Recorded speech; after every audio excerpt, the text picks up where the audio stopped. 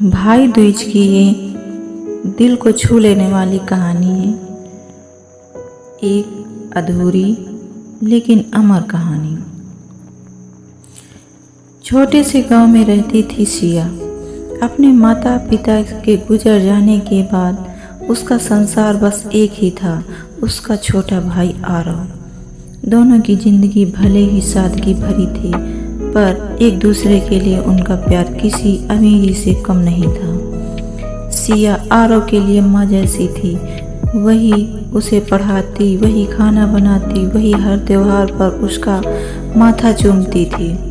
हर साल भाई दूज के दिन सिया पर सबसे पहले उठती, घर के आंगन को धोती, गोबर से लिपाई करती, रंगोली बनाती और पूजा की थाली सजाती।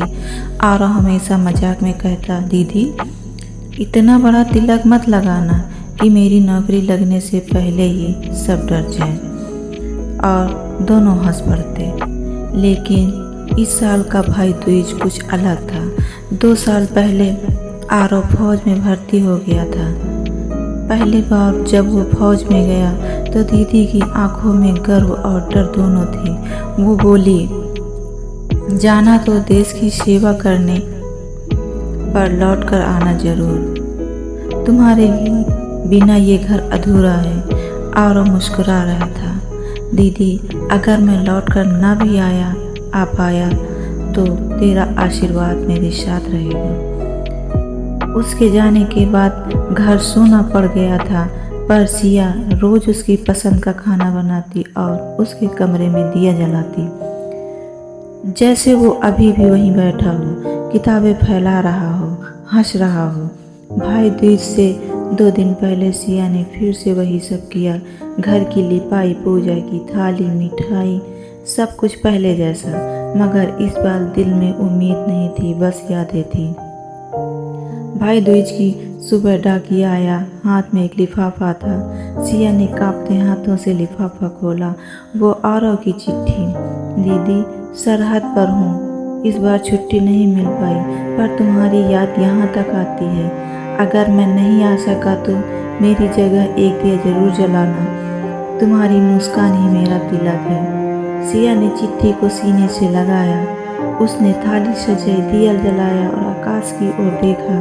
धीरे से कहा, इस बार तिलक तेरे माथे पर नहीं, तेरी यादों पर लगाऊंगी भाई। शाम को अचानक फोन आया। फोन के उस पार से आवाज आई, दीदी आरव बोल रहा हूँ, सरहद पर हूँ, पर तेरे तिलक की खुशबू यहाँ तक आ गई है।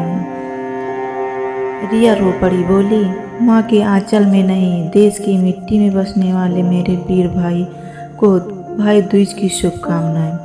और फिर आसमान की ओर देखा, जैसे वह पार कहीं उसका भाई मुस्कुरा रहा हो। दोस्तों, भाई दूज केवल एक रस्म नहीं, ये उस बंधन की कहानी है जहाँ रक्त का रिश्ता नहीं, आत्मा का नाता बोलता है। जहाँ भाई की रक्षा में बहन का तिलक ही उसका आशीर्वाद बन जाता है।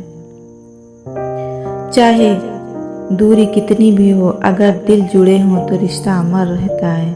जैसे सिया और आरव का रिश्ता, जो हर भाई दूज पर एक दिए की लौ में फिर से जिंदा हो जाता है। दोस्तों, अगर ये भाई दूज की कहानी आपको भी पसंद आई हो तो प्लीज़ मेरे चैनल को सब्सक्राइब कीजिए, लाइक कीजिए, शेयर कीजिए और कमेंट करके ज़रूर बताइए। धन्यवाद।